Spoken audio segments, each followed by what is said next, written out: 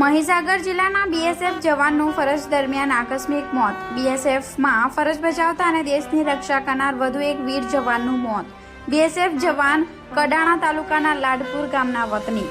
BSF જવાન દ્વારા શહીદના પાર્થિવ દેહને માદરે વતન લાવવામાં આવ્યું અને ગાર્ડ ઓફ ઓનર આપી અંતિમ ક્રિયા કરવામાં આવી।